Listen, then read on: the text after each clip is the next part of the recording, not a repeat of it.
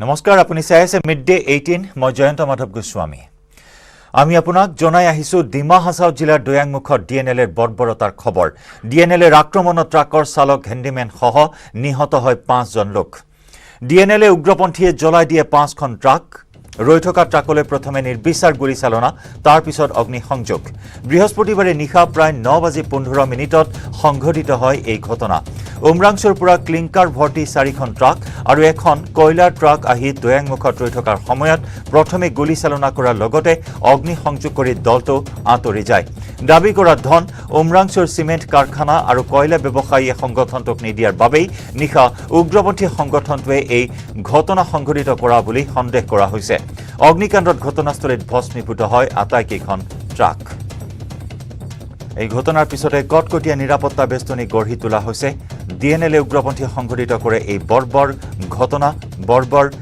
আক্ৰমণৰ ঘটনা সংঘটিত কৰে যি আক্ৰমণত নিহত হয় 5 জন ট্ৰাক চালক সহ হেণ্ডিমেন 5খনকৈ ট্ৰাক অগ্নিসংযোগ কৰে সম্পূৰ্ণৰূপে ধ্বংসস্তূপত পৰিণত হয় ট্ৰাক কেইখন সিমেন্ট কোম্পানী আৰু কয়লাৰ ট্ৰাকসমূহক ধন দাবী কৰি আহিছিল উপদ্ৰৱ তথা তাণ্ডৱ সন্ত্ৰাস সৃষ্টি কৰি আহিছিল ডিএনএলে উগ্ৰপন্থীয়ে আৰু এই দাবী কৰা ধন নিদিয়াৰ বাবেই এই বৰ্বৰ আক্ৰমণ সংঘটিত কৰি ঘটনাস্থলীৰ পৰা পলায়ন কৰে ডিএনএলৰ উগ্ৰপন্থী দলটিয়ে নিশা প্ৰায় 9:15 সংঘটিত হয় এই বৰ্বৰ নৃশংস আক্ৰমণ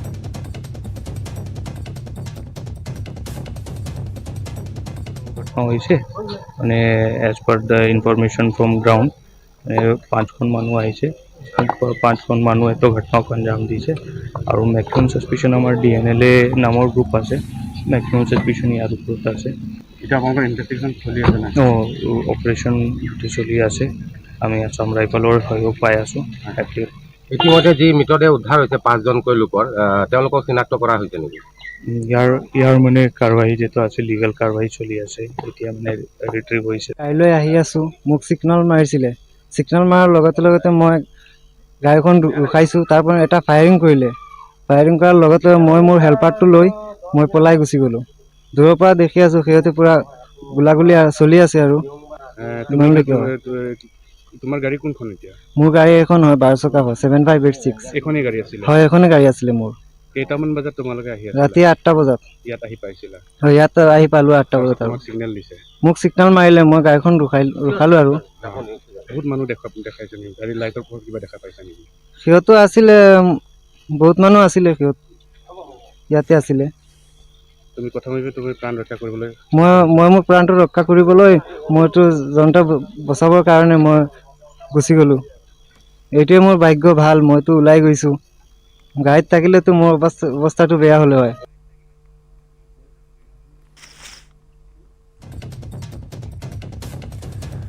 আৰু ইফালে ডিএনএলৰ গুলিত গুলিবিদ্ধ হৈ বৰ্তমান নগাঁৱৰ ভোগেশ্বৰী ফুকননি অসামৰিক চিকিৎসালয়ত চিকিৎসাধীন হৈ আছে ডালমিয়া কোম্পানীৰ ট্ৰাক চালক ফাৰুক হুছেইন ইতিমধ্যে ফাৰুকৰ 5 জন সংগীক নৃশংসভাৱে হত্যা কৰিছে ডিএনএলে উগ্ৰপন্থীয়ে ক্লিংকাৰ কঢ়িওৱা ট্ৰাক চলোৱা ফাৰুকৰ ভৰিত গুলি লগাৰ পিছতো বহুদূৰ দৌৰি প্ৰাণ ৰক্ষা কৰিছিল লংকাৰ ৰাণীপুখুৰীৰ ফাৰুক হুছেইনে নিউজ 18ৰ সন্মুখত সেই শিহৰণকাৰী ঘটনাৰ বিষয়ে সবিশেষ বৰ্ণনা কৰে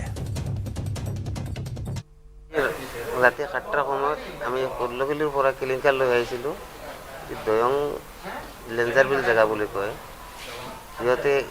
ইয়াতে যেতিয়া আহিছোঁ তাত তেতিয়া দেখা পাইছোঁ যে গাড়ীকেইটা ৰখি আছে আমাকতো ছিগনেল দিছে সিহঁতে ছিগনেল দিয়াৰ পিছত আমি গাড়ীটো ছাইড কৰিছোঁ এই গাড়ীটো ছাইড কৰাৰ লগত ছাইড কৰা শেষ হোৱা নাই সিহঁতে ফায়াৰ চুৰু কৰিছে আমাক যেতিয়া ফায়াৰ মাৰিছে তেতিয়া আমি ভৰিত গুলি লাগিছে ভৰিত গুলি লগাৰ পিছত আমি যে জংঘলত পলালোঁ লাভ মাৰি কিনে আৰু তাৰপিছত যে জংঘলৰ পৰা দেখা পাইছোঁ যে গাড়ীকেইটা চব আগুন লগাই দিছে চব গাড়ীকেইটা জ্বলাই দিছে আমাৰ লগত মানে আমাৰ খালাচী এটা আছিল এইটো পলাব পৰা নাই গাড়ীত থাকি গ'ল তাৰপিছত পলালে নপলালে এইটো মই দেখা পোৱা নাই আৰু গাড়ীকেইটা যে দেখা পাইছোঁ তাৰ পৰা যে পূৰা আগুন লাগি কিনে জুই লগাই কিনে জ্বলি আছে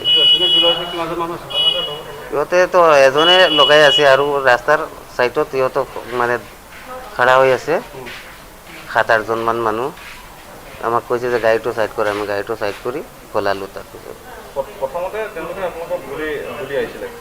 গাড়ীটো ছাইড কৰ কৈ কিনে গুলি মাৰি দিছে ডাইন চাইডৰ দৰটো তাৰপিছত যেতিয়া ছাইড কৰা শেষ হোৱা নাই তেতিয়া আৰু দুটা মাৰিলে। দুটা মাৰাৰ পিছত আমি গাড়ীটোৰ ভিতৰত থাকি গ'লোঁ। থাকাৰ পিছত যে গাড়ীটোত উঠিখিনি আমাৰ ভৰিত মাৰি দিলে এটা। ভৰিত মাৰাৰ পিছত আমি যে লাফ মাৰিখিনি লেফ্ট ছাইডৰ দৰ্জাৰ পৰা ওলাই গ'লোঁ। জংঘলত পৰিখিনি ইয়াতে তাতে ৰখি আছিলোঁ। তাৰপিছত গুলি লগাৰ পিছত আমিতো এই নালাতে পৰি আছিলোঁ, দৌৰিব পৰা নাই। সিহঁতে জুই লগাইখিনি গুচি গ'ল। আমি অলপ আগত লাহে লাহে গৈখিনি তাতেই ৰখি আছিলোঁ। যেতিয়া গাড়ী চলি আছে তেতিয়া আমি তাৰ পৰা আহিছোঁ লাহে লাহেকৈ, আহি পিনি ইয়াৰ পৰা ওলাই আহিলোঁ।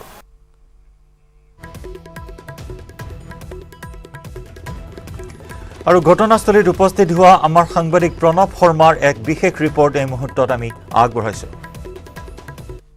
উপস্থিত আছোঁ দয়ংমুখত যিদৰে বৰ্বৰভাৱে হত্যা কৰা হৈছিলে গাড়ী চালক 5জনক। ইয়াৰ ভিতৰতে এজনৰ ঘৰ হৈছে লংকাৰ 2 নং চামবাৰীত। আৰু মই বৰ্তমান উপস্থিত আছোঁ লংকাৰ চামবাৰীৰ যি চালক, নিহত হোৱা চালক চিকন্দৰ আলীৰ ঘৰত। ইতিমধ্যে ঘৰত এক শোকাকুল পৰিৱেশে বিৰাজ কৰিছে, কিয়নো ইতিমধ্যে তেওঁলোকৰ নিজৰ ভাতৃ বা তেওঁৰ পুত্ৰক হেৰুৱাই এনেদৰে বেদনাত ভাগি পৰিছে। আৰু মোৰ লগত তেওঁলোকৰ মাতৃ আছে, মাতৃৰ লগত আমি কিছু কথা পাতিবলৈ যত্ন কৰিম যে কেতিয়া অন্তিমটো মুহূৰ্তত কথা পাতি। আপুনি কালি কেইটা বজাত আপুনি ল'ৰাৰ লগত কথা পাতিছিলে?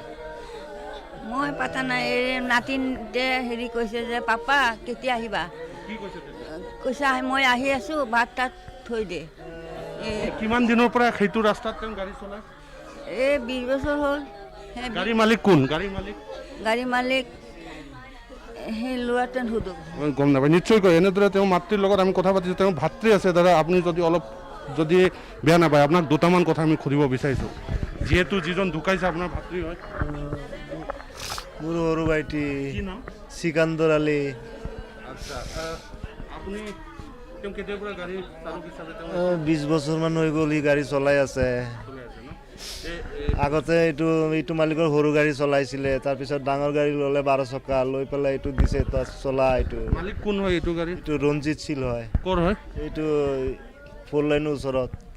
কি তেওঁলোকে কি ডালমিয়াৰ বস্তু ডালমিয়াৰ কিলিংকাৰ আনি আছিলে। কিমান বছৰ ধৰি ডালমিয়াৰ ক্লিংকাৰ আনাৰ কামত তেওঁ আছিলে? বহুত দিন হৈ গ'ল ছাৰ। কিবা গম পায় নেকি তেওঁলোকৰ পইচা বিচৰা? এইবিলাক গম পোৱা নাই। পৰহি ৰাতি গৈছে 3টা বজাত, গৈ পেলাই আহি আছে লুট লৈ। কালি এনেকুৱা সন্ধিয়া আপোনালোকে খবৰটো পাইছিলে? খবৰ পাইছোঁ আমি সন্ধিয়াৰ পিছত, ধৰক 8-9টা বজাত তেওঁ ফোন কৰি আছোঁ, ফোন ৰিচিভ নকৰে। তাৰপিছত সেই মালিক আহিছে, ময়ো গৈছোঁ, গৈ পেলাই চালোঁ ইমান জুই লাগিছে, গাড়ী জ্বলি আছে। 5টা গাড়ী জ্বলি আছে। জ্বলাৰ পিছত পাইপ বিঘাৰে পানী মাৰি আছে, আগুনটো নিনিবে। তাৰপিছত গ'লোঁ, চালোঁ এটা ডেড বডি পৰি আছে ইয়াত। তো মোৰ ভাইটিটো ক'ত আছে, তাৰ গাড়ীটো বিচাৰি ওলোৱাৰ পিছত চালোঁ সিটো গাড়ীত নাই। তাৰপিছত গ'লোঁ, গৈ পেলাই চালোঁ, মই কৈছোঁ নাই মোৰ ভাইটিৰ গাড়ী যদি জ্বলি আছে। স্পটত গৈছিলে? গৈছোঁ তাত। তাৰপিছত ৰাতি গৈছোঁ। তেতিয়া কিমানজন মানুহ? তেতিয়া মই 4জন পাইছোঁ আৰু পোৱা নাই। চিনি পাই নে বাকী কেইজন? মই বাকী কেইজনক চিনি নাপাওঁ, কিন্তু মোৰ ভাইটিটো মই চিনিছোঁ। লেফ্ট ছাইডত সি পৰি আছে, গাড়ীৰ দৰ্জা জুই জ্বলি আছে, ভাইটিটো লেফ্ট ছাইডত পৰি আছে। গাড়ী চালক আছিলে? গাড়ীৰ চালক আছিলে। তাৰপিছত সেই উগ্ৰপন্থীয়ে গুলি কৰিছে মূৰত। গুলি লাগিছে নেকি? এটা মূৰত গুলি লাগিছে। ভাইটিৰ মূৰত লাগিছে আৰু এটা পিছফালে লাগিছে। দুটা গুলি লাগিছে? দুটা গুলি লাগিছে। তেওঁৰ সন্তান কিমানটা? ল'ৰা ছোৱালী 4জন আৰু ভণ্টি এজন, ভাগনী এজন, মা আছে আৰু পত্নী আছে? পত্নীও আছে। কি আপোনালোকে কি দাবী এতিয়া, কি আহ্বান? এতিয়া কি কৰিম, চৰকাৰে যি কৰে কৰিব আৰু। নিশ্চয়কৈ এনেদৰে এক শোকাকুল পৰিৱেশে বিৰাজ কৰিছে চিকন্দৰ আলীৰ বাসগৃহত। আৰু আমি নিউজ 18 অসম নৰ্থ ইষ্টে ইতিমধ্যে চিকন্দৰ আলীৰ বাসগৃহত উপস্থিত হৈ সামগ্ৰিক আমি পৰিৱেশ দেখুৱাবলৈ যত্ন কৰিছোঁ। আৰু ইতিমধ্যে চিকন্দৰ আলীৰ ভাতৃয়ে আমাৰ আগত প্ৰকাশ কৰিছে যে তেওঁৰ ভাতৃৰ দেহত দুটাকৈ গুলি লাগিছে, এটা মূৰত লাগিছে আৰু এটা পিঠিত লাগিছে। আৰু সম্পূৰ্ণ ঘটনাক লৈ এক চাঞ্চল্য বিৰাজ কৰি থকা ইতিমধ্যে দেখা গৈছে। আৰু মিডিয়া 18ত আমি খবৰৰ ধাৰা অব্যাহত ৰাখিম। লৈছোঁ এটি বাণিজ্যিক বিৰতি। আন্তঃৰাষ্ট্ৰীয় পৰ্যায়ৰ খবৰ। তালিবানে আফগানিস্তান দখল কৰাৰ পিছত দেশৰ পৰিস্থিতি ইমানেই অৱনতি ঘটিছে যে আফগানিস্তানৰ সেনা প্ৰধানজনেও এতিয়া দেশ এৰিবলৈ লৈছে। আশ্ৰফ ঘানী চৰকাৰৰ সেনা প্ৰধান ৱালি মহম্মদ আহমদ জৈক শেহতীয়াকৈ কাবুল বিমানবন্দৰৰ বাহিৰত শাৰী পাতি থকা অৱস্থাত পৰিলক্ষিত হৈছে। কাবুল বিমানবন্দৰৰ পৰা বিমানেৰে দেশ এৰাৰ বাবে আহমদ জায়ে শাৰী পাতি আছিল বিমানবন্দৰৰ বাহিৰত। হত্যা হিংসাৰে জৰ্জৰিত হৈ উঠিছে এই মুহূৰ্তত আফগানিস্তান। বিমানবন্দৰত দুটাকৈ আত্মঘাতী বোমা বিস্ফোৰণে প্ৰাণ কাঢ়িছে শতাধিক লোকৰ আৰু তেনে সময়তে এই মুহূৰ্তত আমি দেখুৱাইছো বিশেষ দৃশ্য। তালিবানে আফগানিস্তান দখল কৰাৰ পিছত দেশৰ পৰিস্থিতি এনেদৰে অৱনতি ঘটিছে যে আফগানিস্তানৰ সেনা প্ৰধানজনেও দেশ এৰিবলৈ এতিয়া ওলাই আহিছে। আশ্ৰফ ঘানী চৰকাৰৰ সেনা প্ৰধান ৱালি মহম্মদ আহমদ জাইক শেহতীয়াকৈ কাবুল বিমানবন্দৰৰ বাহিৰত শাৰী পাতি থকা অৱস্থাত দেখিবলৈ পোৱা হৈছে। কাবুল বিমানবন্দৰৰ পৰা বিমানেৰে দেশ এৰাৰ বাবে আহমদ জায়ে শাৰী পাতি আছিল বিমানবন্দৰৰ বাহিৰত।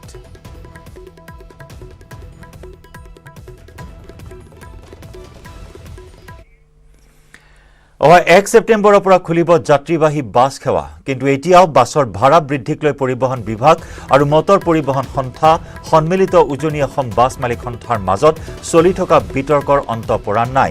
মন্ত্ৰী চন্দ্ৰমোহন পাটোৱাৰীয়ে যাত্ৰী ভাড়া বাছৰ ভাড়া বৃদ্ধি কৰা নহয় বুলি ঘোষণা কৰাৰ পিছতে মন্ত্ৰীগৰাকীক উভতি ধৰিছে সন্মিলিত উজনি অসম বাছ মালিক সন্থাই।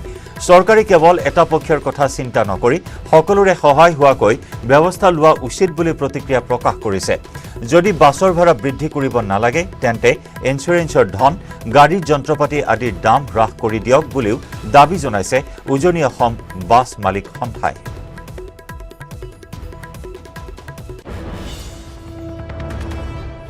আগবঢ়াইছো শিৱসাগৰৰ পৰা আমাৰ সাংবাদিক প্ৰদীপ গগৈৰ ৰিপৰ্ট।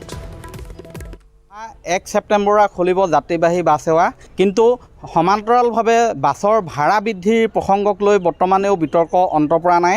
শেহতীয়াকৈ চন্দ্ৰমোহন পাটোৱাৰীয়ে বাছৰ ভাড়া বৃদ্ধি কৰিবলৈ দিয়া নহ'ব বুলি ঘোষণা কৰিছে আৰু ইয়াকে লৈ বৰ্তমান মটৰ পৰিবহণ সন্থা আৰু উজনি অসম বাছ মালিক সন্থাৰ তীব্ৰ প্ৰতিক্ৰিয়া প্ৰকাশ কৰিছে। মই বৰ্তমান উজনি অসম বাছ মালিক সন্থাৰ বিষয়ববীয়াসকলৰ কাষত আছোঁ। এয়া শিৱসাগৰত তেওঁলোকে কিছু প্ৰতিক্ৰিয়া প্ৰকাশ কৰিব বিচাৰিছে। কি ক'ব এই সন্দৰ্ভত? হয়, পৰহি আচলতে আমাৰ মন্ত্ৰী চন্দ্ৰমোহন পাটোৱাৰী ডাঙৰীয়ে যিটো মন্তব্য কৰিছে সেইটো আচলতে সঁচাই অতিকৈ দুৰ্ভাগ্যজনক। আমি আমাৰ স্থিতি স্পষ্ট কৰি এটাই কথা ক'ব বিচাৰোঁ যে যেনেকেই নহওক আচলতে আমি যদি ৰাস্তাত গাড়ীখন চলাবলগীয়া হয়, যি তাৰিখৰ পৰা আমি আৰম্ভ কৰিম বাছ সেৱা, তেতিয়াই কিন্তু আমি 50% ভাড়া বৃদ্ধি কৰিহে আমি আচলতে আৰম্ভ কৰিম। কিন্তু এইখিনিতে এটা কথা মই আগতো কৈছোঁ, আমি একপক্ষীয়ভাৱে আমি এই সিদ্ধান্ত আমি লোৱা নাই। যদিহে আমি চৰকাৰক আমি বহুবাৰ আমি অৱগত কৰিছোঁ, তথাপিতো তেওঁলোকৰ কোনো সদিচ্ছাৰ আচলতে অভাৱ আমি অনুভৱ কৰিলোঁ। আৰু যদি আমি মানে কিছু পৰিমাণে হ্ৰাস কৰি বা কিবা হেৰিত চলাবলগীয়া হয়, তেতিয়াহ'লে চৰকাৰৰ লগত আলোচনা কৰিহে আচলতে চলাব লাগিব। যিহেতুকে তেওঁলোকে কিন্তু যেতিয়ালৈকে আমাক আলোচনালৈ নামাতে তেতিয়ালৈকে কোনো পধ্যে আমি আচলতে 50% তলত আচলতে আমি গাড়ী নচলাওঁ। চন্দ্ৰমোহন পাটোৱাৰী ডাঙৰীয়ে কৈছে যে সাধাৰণ জনতাৰ ওপৰত বোজা দিব নালাগে। যদি বোজা দিবই নালাগে, আমি কি অন্য গ্ৰহৰ পৰা অহা প্ৰাণী নেকি? আমিওতো সাধাৰণ মানুহ। আমাৰ ওপৰত তেতিয়াহ'লে সেই 400% যে কৰ বেছিকৈ বৃদ্ধি কৰিলে, কি ভিত্তিত আচলতে তেওঁ বৃদ্ধি কৰিলে সেইটো আমি জনাব বিচাৰোঁ। তেওঁলৈ মই এটাই কথা অনুৰোধ জনাম, তেওঁ আচলতে ইঞ্চুৰেঞ্চ আমাৰ 50% কমাই দিয়ক। তেলৰ দাম আজি 67 টকাৰ পৰা 95 টকা পাইছেগৈ, তেওঁ 67 টকা কৰি দিয়ক। আমি ভাড়া বৃদ্ধি কৰাৰ কোনো যুক্তিয়ে নাই, তেতিয়া আমি নকৰোঁ। আমি ভাড়া বৃদ্ধি কৰিবলৈ আমাৰ কোনো কাৰণ চখ লগা নাই। তেখেতে যদি কয় যে ভাড়া বৃদ্ধি কৰিব নালাগে, তেতিয়াহ'লে তেলৰ দাম কমাই দিয়ক। গাড়ী স্পেয়াৰ্ছৰ যিখিনি এডিশ্যনেল ভেট লগাইছে, টেক্সেশ্যন লগাইছে, সেইখিনি কমাই দিয়ক। আৰু আমাৰ যিবিলাক ইঞ্চুৰেঞ্চ প্ৰিমিয়াম আহিছে, EMI ইণ্টাৰেষ্ট আহিছে, এডিশ্যনেল অভাৰডিউজ আহিছে, এইখিনি কমাই দিয়ক। আমি তাত ক'বলগীয়া একো নাই তেতিয়া। কিন্তু এইখিনি যদি কৰিব নোৱাৰে, প্ৰথমতে কথা হ'ল 1 তাৰিখৰ ভিতৰত এই কথাটো স্পষ্ট কৰক যাতে তেখেতে কমাব পাৰিব নোৱাৰে। যদি নোৱাৰে তেতিয়াহ'লে তেখেতৰ মন্তব্য উঠাই লওক যে বাছৰ ভাড়া বৃদ্ধি নহয়, এই মন্তব্যটো তেখেতে উঠাই লওক। এইখিনিয়ে আমাৰ ক'বলগীয়া। হয়, এয়া শুনিলে তেওঁলোকে বৰ্তমান এই বল ঠেলিছে চৰকাৰৰ প্ৰতি। চৰকাৰে যদি যিবিলাক বস্তুৰ বা যন্ত্ৰপাতি হওক, তেলৰ হওক, এইবিলাক যিবিলাক দাম বাঢ়িলে সেইবিলাক যদি হ্ৰাস কৰি লয়, তেন্তে তেওঁলোকে বাছৰ ভাড়া বৃদ্ধি নকৰে। আৰু এইটো স্পষ্ট কৰিবলৈ কৈছে, অন্যথা তেওঁলোকে বাছৰ ভাড়া বৃদ্ধি কৰিব বুলি পুনৰ মন্তব্য কৰিছে। আঞ্চলিক পঞ্চায়তৰ এক অদ্ভুত সিদ্ধান্ত, ব্যৱসায়িক 3 গুণ কৰ বৃদ্ধি কৰি দিলে জাননী। পঞ্চায়ত আইন 1974 দোহাই দি কাকপথাৰৰ ব্যৱসায়ীসকলৰ ওপৰত 3 গুণ কৰ বৃদ্ধি কৰি জাননী জাৰি কৰিছে কাকপথাৰ আঞ্চলিক পঞ্চায়তৰ কাৰ্যালয়ৰ তৰফৰ পৰা।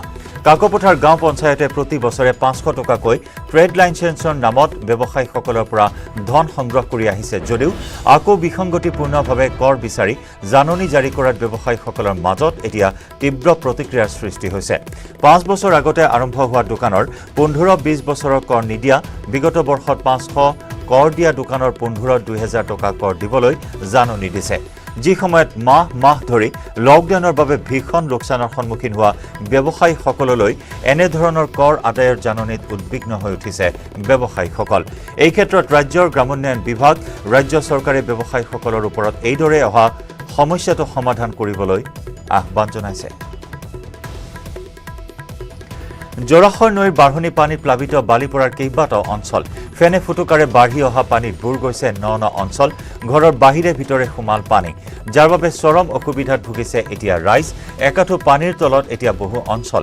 জোৰাখৰ নৈৰ বাঢ়নী পানীত প্লাবিত হৈছে বালিপৰাৰ দীঘলী গাঁও, বামগাঁও, ঢেকেৰী গাঁও, কমাৰী গাঁও, দীঘলী বালিজানকে ধৰি বৃহত্তৰ অঞ্চল। ৰাজ্য চৰকাৰে ধৰ্মীয় অনুষ্ঠানৰ ক্ষেত্ৰত কিছু শিথিলতা কৰাৰ পিছতে ৰাজ্যৰ নামঘৰ, মন্দিৰ, মছজিদ, গীৰ্জা আদি ধৰ্মীয় অনুষ্ঠানত ভক্ত প্ৰাণ ৰাইজে উপাসনা কৰিবলৈ আৰম্ভ কৰিছে। ইয়াৰ অংশস্বৰূপে মহানগৰীৰ নুনমাটিৰ জনতা নগৰৰ ৰাজহুৱা নামঘৰৰ 44 সংখ্যক প্ৰতিষ্ঠা দিৱস উদযাপন কৰা হয়। পুৱাৰ ভাগত উষা কীৰ্তন আৰু ধৰ্মধ্বজা উত্তোলন কৰা হয়। নামঘৰ তোৰণ উদ্বোধন কৰে দিছপুৰ সমষ্টিৰ বিধায়ক অতুল বৰাই। অনুষ্ঠানত বিশিষ্ট অতিথি হিচাপে ভাগ লোৱা অসম মীন উন্নয়ন নিগম লিমিটেডৰ প্ৰকল্প সঞ্চালক পদ্মকান্ত হাজৰিকাই নামঘৰৰ স্মৃতি গ্ৰন্থ উন্মোচন কৰে। অনুষ্ঠানৰ লগত সংগতি ৰাখি ভাগৱত পাঠ কৰা হয়। কোভিডে সলনি কৰিলে ৰঙিয়াৰ বালিসত্ৰৰ এগৰাকী ছাত্ৰৰ জীৱন। বাঁহৰ সামগ্ৰী প্ৰস্তুত কৰি ক্ষুদ্ৰ উদ্যোগত পৰিণত কৰিছে বালিসত্ৰ অঞ্চল। বাঁহেৰে কুলা, ডলা, বিচনী, চালনী, পাচি, খৰাহী, জাকৈ, চেপা আদি প্ৰস্তুত কৰি ছাত্ৰগৰাকীয়ে দেখুৱাইছে স্বাৱলম্বিতাৰ নিদৰ্শন। শিশুকালৰ পৰাই বিকি কুমাৰে পিতৃৰ কুটিৰ শিল্পৰ বিদ্যাক অনুসৰণ কৰি নিজে বাঁহৰ সামগ্ৰীবোৰ প্ৰস্তুত কৰাৰ চেষ্টা অব্যাহত ৰাখিছিল। কোভিড সৃষ্ট পৰিৱেশত মহাবিদ্যালয় বন্ধ হৈ পৰাত পিতৃৰ পৰা আহৰণ কৰা কুটিৰ শিল্পৰ বিদ্যাকে সম্বল হিচাপে লৈ নিজৰ গাঁওখনতে কুটিৰ শিল্পৰ ব্যৱসায় আৰম্ভ কৰে। প্ৰথম অৱস্থাত বিক্ৰীৰ সংখ্যা কম আছিল যদিও লাহে লাহে বাঁহৰ সামগ্ৰী কিনা গ্ৰাহকৰ সংখ্যা বৃদ্ধি পোৱাত এতিয়া ছাত্ৰগৰাকীৰ মুখত বিৰিঙিছে আত্মসন্তুষ্টিৰ হাঁহি।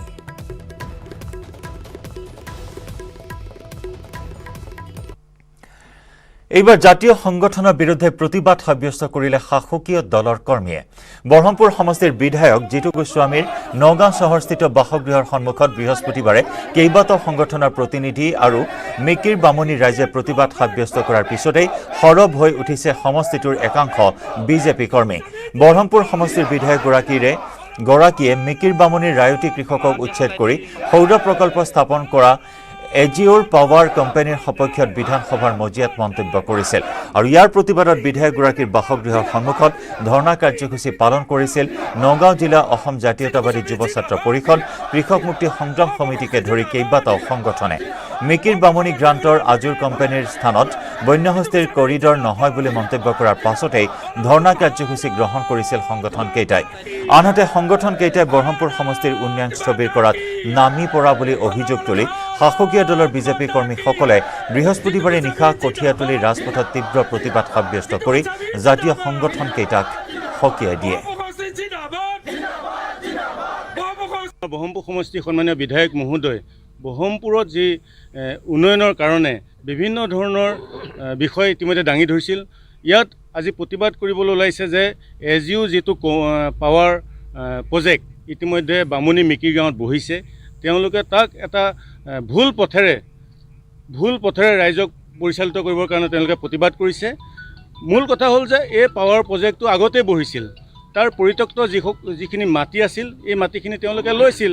তাততো আমাৰ বিধায়ক মহোদয়ে কোৱা নাই যে কোনো ধৰণৰ এনেকুৱা মাটি কাৰোবাৰ পৰা লৈছে বুলি, কেৱল চাবলৈ গৈছিল আৰু বৰহমপুৰ সমষ্টিত যিমানসমূহ পৰিত্যক্ত মাটি আছে এইখিনি মাটি উচিত মূল্য দি পেলাই তাত যাতে নতুনকৈ ইণ্ডাষ্ট্ৰী বহাব পাৰে তাৰ কাৰণে তেখেতে এছেম্বলিত দাঙি ধৰিছিল। কিন্তু কেইজনমান দুষ্ট চক্ৰই ব্যক্তিয়ে এনেকুৱা কিছুমান নিজৰ পকেট গৰম কৰাৰ স্বাৰ্থত আমাৰ বিধায়ক মহোদয়ে বন্ধা মানি পেলাই এটা বিপথে পৰিচালিত কৰিবৰ কাৰণে বৰহমপুৰ সমষ্টিত তেওঁলোকে প্ৰচাৰ চলাইছে। গতিকে আমি আজি সকীয়াই দিব বিচাৰিছোঁ এই ব্যক্তিসকলক, যাতে আমাৰ বৰহমপুৰ সমষ্টিৰ উন্নয়নত যাতে কোনো কাৰণে বাধা। এটি বিধ্বস্ত গড়কাপ্তানি পথে জ্বলা কলা খুৱাইছে হুজাই জিলাৰ মুৰাঝাৰবাসীক। হোজাই কাৰ্বি আংলং জিলা সংযোগী একমাত্ৰ এই গড়কাপ্তানি পথটোৰ প্ৰায় 8 কিলোমিটাৰ অংশ একেবাৰে জহি খহি গৈছে।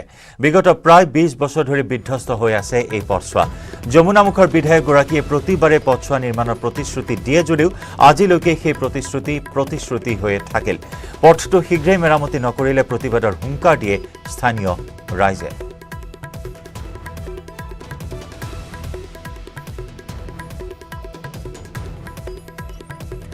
ঢেকিয়াজুলিৰ এখন গাঁৱত 100% টিকাকৰণ সম্পূৰ্ণ হ'ল। অতি ভিতৰুৱা বৰবিল পথাৰ গাঁওখনত স্বাস্থ্য বিভাগৰ তৎপৰতাত ভেকচিনেশ্যন শিবিৰ অনুষ্ঠিত কৰাৰ বাবে গাঁওখনত 100% টিকাকৰণ সম্পূৰ্ণ হয়। বৰবিল পথাৰ মেঘাই জাৰণি আদি অঞ্চলৰ প্ৰায় শতাধিক লোকক হাৰিয়ালী যুৱক সংঘত ভেকচিন প্ৰদান কৰে স্বাস্থ্যকৰ্মীৰ এটা দলে। নিজৰ জীৱনক তুচ্ছ জ্ঞান কৰি মানৱ সেৱাত জড়িত থকা স্বাস্থ্যকৰ্মীসকলৰ মনোবল বৃদ্ধি কৰিবলৈ এক কাৰ্যসূচী ৰূপায়ণ কৰে হাৰিয়ালী যুৱ সংঘই। কৰ্তব্যৰত স্বাস্থ্যকৰ্মীসকলক একোখনকৈ ফুলাম গামোচাৰে সম্বৰ্ধনা জনাই তেওঁলোকৰ ত্যাগ আৰু কষ্টক কৃতজ্ঞতা জ্ঞাপন কৰে। সঁচাকৈ বহুত আনন্দিত হৈছোঁ আমি আজি বৰবিল গাঁৱৰ হাৰিয়ালী যুৱক সংঘৰ নেতৃত্বত যে আজি এইখিনি কৰিলে কামখিনি সঁচাকৈ বৰ ভাল লাগিল। আমি য'তে কেম্প কৰিছোঁ আমাৰ বৰবিল অঞ্চলত চবেই আমাক বহুত সহায় কৰিছে, ভাল লাগিছে। এলেকাত 3খন গাঁও আছে। এই 3খন গাঁও আজিৰ পৰা সম্পূৰ্ণ 100% মোৰ ভেকচিন ফাৰ্ষ্ট ড'জ হৈ গৈছে। ফাৰ্ষ্ট ড'জ মোৰ হৈ গৈছে, 100% সম্পূৰ্ণ হৈ গৈছে। ভিতৰুৱা অঞ্চলত হয়।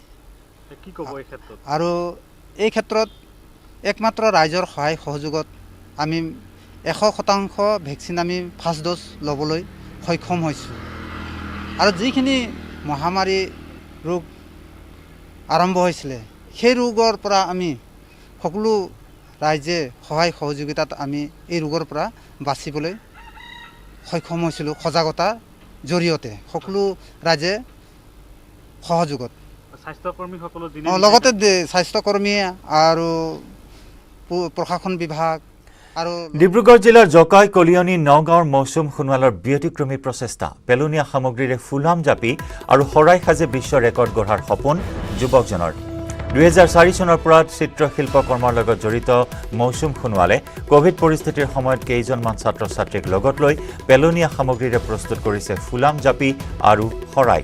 ইতিমধ্যে জিলাখনৰ 4টাকৈ স্থানত প্ৰায় 300 ছাত্ৰ ছাত্ৰীক ফুলাম জাপি আৰু শৰাই নিৰ্মাণ কৰাৰ প্ৰশিক্ষণ দিয়াৰ লগতে প্ৰস্তুত কৰিছে জাপি আৰু শৰাই। অসমীয়াৰ সমাজ জীৱনৰ অতি গুৰুত্বপূৰ্ণ সামগ্ৰী ফুলাম জাপি আৰু শৰাইক বিশ্বৰ দৰবাৰত চিনাকি কৰাই দিয়াৰ লগতে ৰেকৰ্ড কৰাৰ উদ্দেশ্যে মুঠ 1 লাখ ফুলাম জাপি আৰু শৰাই নিৰ্মাণৰ প্ৰচেষ্টা অব্যাহত ৰাখিছে যুৱকজনে। আগবঢ়াইছোঁ আমাৰ সাংবাদিক ঋষেশ্বৰ বৰুৱাৰ ৰিপৰ্ট। পেলনীয়া সামগ্ৰীয়ে ফুলাম জাপি আৰু শৰাই নিৰ্মাণ কৰি শ্ৰমক সৃষ্টি কৰিছে ডিব্ৰুগড় জিলাৰ জকাই কলিয়নী নগাঁৱৰ এজন যুৱকে। আৰু ইতিমধ্যে সেই যুৱকজনৰ লগতে তেখেতৰ কেইগৰাকীমান ছাত্ৰ ছাত্ৰীক লৈ এনেধৰণে জাপি আৰু শৰাই নিৰ্মাণ কৰিছে। আৰু যি মাছৰ কাৰ্টুন পেলাই দিয়া হয় সেই মাছৰ কাৰ্টুনৰ পৰা এনেধৰণে সুন্দৰ সামগ্ৰী তৈয়াৰ কৰিছে যুৱকজনে। আৰু আমি পোনে পোনে কথা পাতিবলৈ চেষ্টা কৰিম যুৱকজনৰ সৈতে। আচলতে কেতিয়াৰ পৰা এনে পদক্ষেপ গ্ৰহণ কৰিছে আৰু কি লক্ষ্য? পোনপ্ৰথমে আপোনালোকক স্বাগতম জনাইছোঁ এটা ভিতৰুৱা অঞ্চললৈ অহাৰ বাবে। মোৰ লক্ষ্য হৈছে 1 লাখ জাপি আৰু শৰাই, 50,000 জাপি, 50,000 আপোনাৰ শৰাই। আৰু ইয়াৰে সৈতে সময় হ'ল মিড ডে 18ৰ পৰা বিদায় লোৱাৰ। নমস্কাৰ।